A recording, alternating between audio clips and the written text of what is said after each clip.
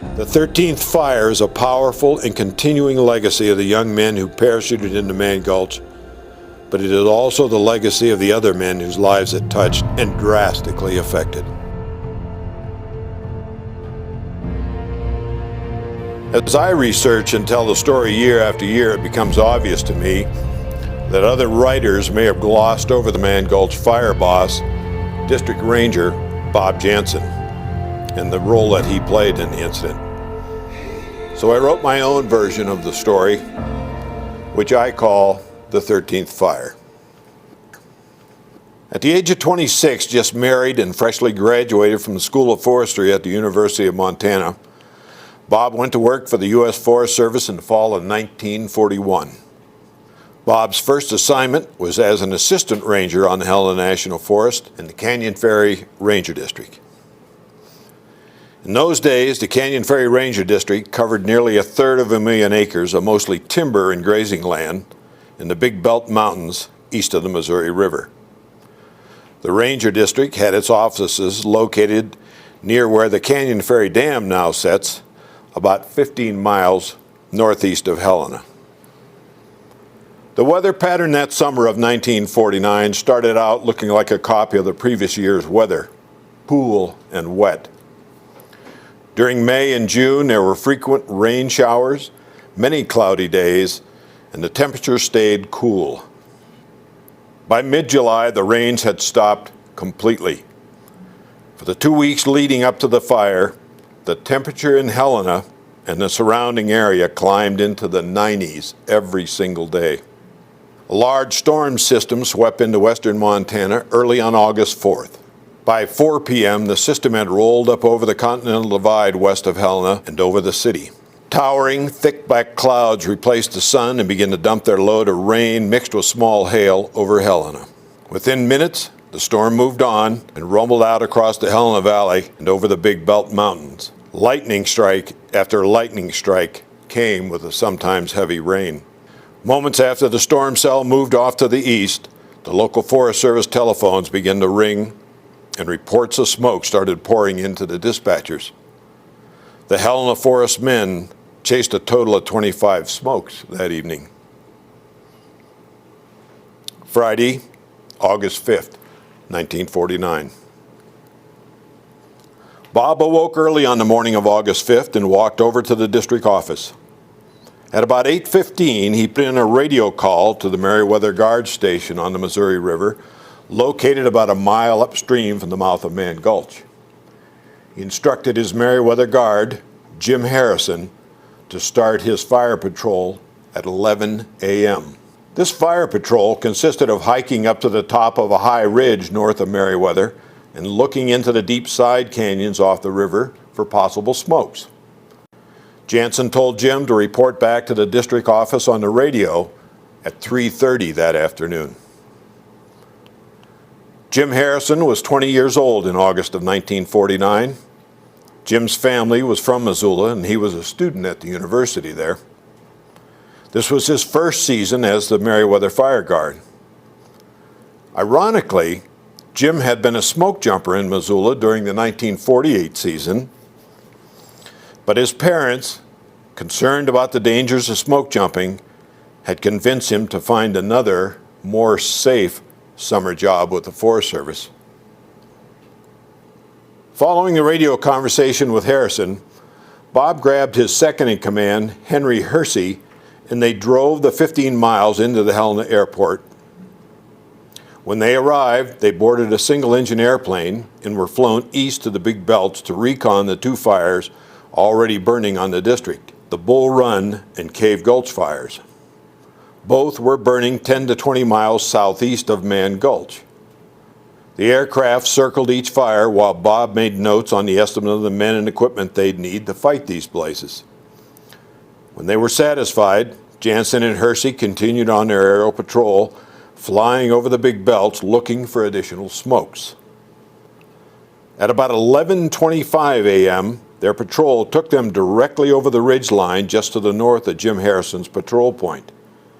Their pilot made a second pass a mile to the north, but they never spotted the lightning strike that would become the Mann Gulch fire. With their patrol complete, Jansson and Hersey flew back over the Cave Gulch and Bull Run fires for a final look, and then flew back to the Helena field and landed. But while the Forest Service men never saw the fire on the ridge line, Harvey Jansson sure enough spotted it. Jansson operated the commercial boat tours through the gates of the mountains on the Missouri, and he was always on the lookout for birds or critters to point out to his passengers. At around 10 a.m., as he was bringing the day's first boatload of tourists down the river, Jansson spotted a thin wisp of smoke coming up from the ridge line between Meriwether and Mann Gulch. As soon as he landed the boat at Meriwether and made sure his passengers were safely ashore, Jansson hustled up the trail to Harrison's cabin and told Jim about the smoke. When Jim received the information, he immediately tried to contact the Canyon Ferry District on his radio to report the fire. But Harrison couldn't raise anyone on his radio, so he strapped on his smoke chaser pack and headed up out of the Meriwether Canyon to scout out the fire. After Hersey and Jansson landed at the airport at 12:25 p.m., Bob found a phone and called his boss, Helena Forest Supervisor Dunk Moyer, to report his aerial observations on the Cave Gulch and Bull Run fires. But during this phone conversation, he learned that Don Barker, the lookout on Colorado Mountain, located some 9 miles southwest of Helena, had called in a smoke report. His report indicated there was a smoke column coming up from Mann Gulch. Barker reported the smoke at 12:18 p.m. When he received the news, Jansson grabbed Hersey and ran back to the hangar. They helped refuel the plane and took off again, heading straight for Mann Gulch. Meantime, overhearing the lookout's report of the smoke, Jansson's radio dispatcher back at the Canyon Ferry District office started to fill in the fire report for him, as he did for all district fires.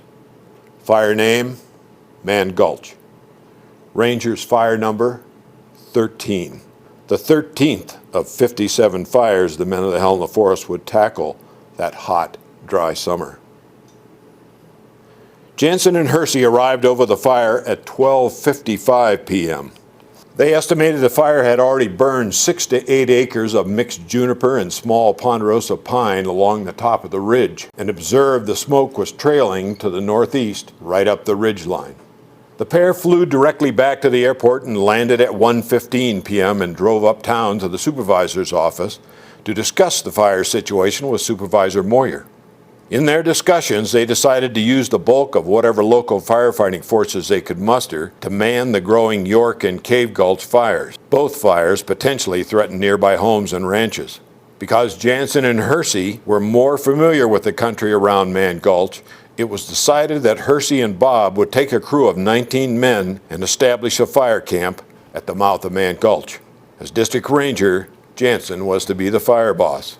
And because they all agreed that most pickup firefighters would be no match for the rough terrain along the Missouri River, they decided to ask for 25 smoke jumpers from the Missoula Smoke Jumper Base. Dunk Moyer telephoned the jump base at 1:30 p.m. When the Helena Forest supervisor reached the dispatch center in Missoula, he was advised that while there was no shortage of smoke jumpers, the jump base was running a little short of aircraft to deliver them. Apparently the same storm system that swept over the Helena Forest the previous afternoon and ignited its fires had also raked Idaho and western Montana, setting off several other blazes. At the time available for immediate dispatch, one plane could only hold 2 jumpers, but the other plane, a twin-engine C-47, could deliver 16 smoke jumpers and their gear. Moyer requested the 16 jumpers. Once the order for the jumpers had been placed, Jansson and Hersey spent the next few hours trying to organize their 19 pickup firefighters. They outfitted them with tools, had the men hauled 20 miles north to the boat launch on the Missouri, and then boated 6 miles down the river. Meanwhile, at 2:30 p.m., the C-47 with its load of 16 smoke jumpers lifted off from Missoula. The temperature in Helena pegged at 97 degrees.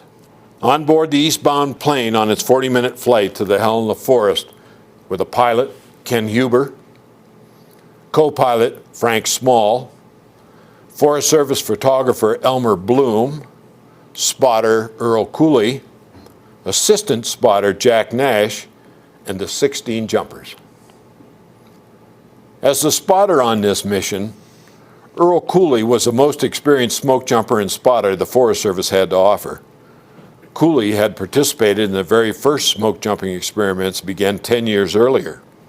By 1949, he had been jumping and spotting for other jumpers for 10 years. Robert Wagner Wag Dodge was the foreman assigned to this crew and this mission. Dodge was 33 years old, and he'd been working for the Forest Service for 16 years. He'd been a smoke jumper for 8 of those 16 years. William Bill Hellman was Dodge's second in command and a squad leader. Hellman had been smoke jumping since the 1946 season. He was 24 years old. Walter Rumsey was 21. The 49 season was Walt's second season with the Forest Service, his first as a smoke jumper.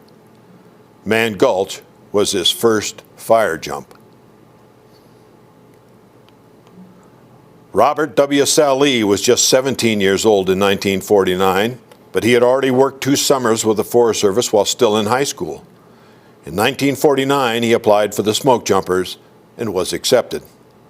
Mann Gulch was also his first fire jump. In August of 1949, Robert J. Bennett was just 22. This was Bob's rookie season as a smoke jumper, but he had worked for the Forest Service the 2 previous summers. 1949 was Eldon E. Dietert's 4th season with the Forest Service, but his first season with the smoke jumper program. August 5th was Eldon's birthday, and he interrupted his birthday dinner with his family to take this jumping assignment on the Helena Forest. Philip R. McVeigh was working his second season as a smoke jumper in 1949. He had 3 seasons of work with the Forest Service under his belt. McVeigh was 22 years old. 21-year-old Martin L. Sherman was a rookie smoke jumper also in 1949, with only 3 fire jumps, including the jump into Mann Gulch. Joseph B. Sylvia was 24 years old. Although he was a second-year jumper, Mann Gulch was his first actual fire jump. Silas R. Thompson, age 21, was working his second season as a smoke jumper. Thompson had made 3 fire jumps in 1948, but Mann Gulch was his first fire jump of the 49 season. Also working his second smoke jumping season, Stanley J. Reba was 25 years old in 1949. Newton R. Thompson, no relation to fellow smoke jumper Silas Thompson, was 23, and this was his second season with the Forest Service, but his first season smoke jumping. Henry J. Thole Jr. was the only son of a retired Forest Service Ranger. Henry was just 19 years old. He had worked 1 other season with the Forest Service.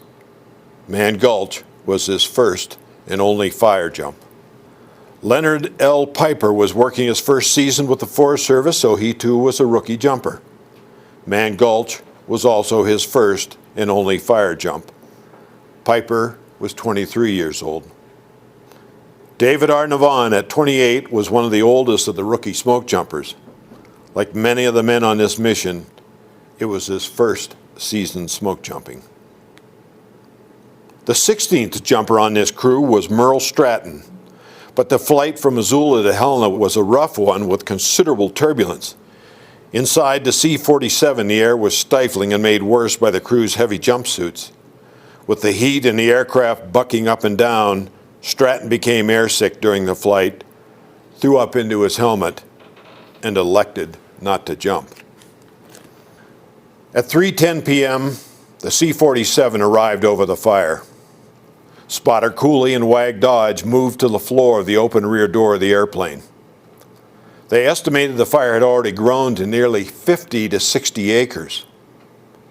They observed the fire was continuing to burn along the ridge line that divided Mann Gulch from Meriwether Canyon to the south, and it still seemed to be following the prevailing winds and moving in a northeasterly direction. But they noticed that it was also backing down towards the river and creeping off the ridge down into Mann Gulch. At somewhere between 3:15 and 3:20 p.m., Dodge said he and Cooley agreed on the jump spot for the men and equipment.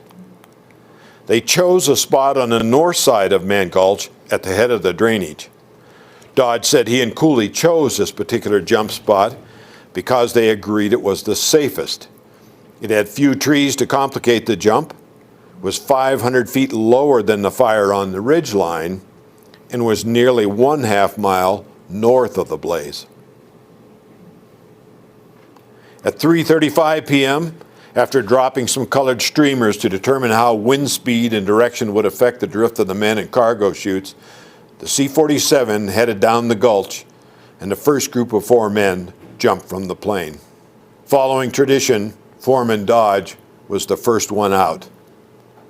The pilot took the C-47 around in a large, lazy circle, and the next group of 4 men jumped into the head of the gulch.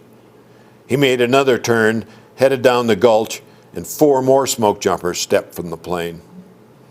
Another turn, and the last group of 3 men stepped out into space. Cooley and Nash began to ready the cargo packs, but perhaps as an inkling of things to come, the pilot informed the men that the air in Mann Gulch had become too turbulent to allow him to drop to treetop level to deliver the supply packs.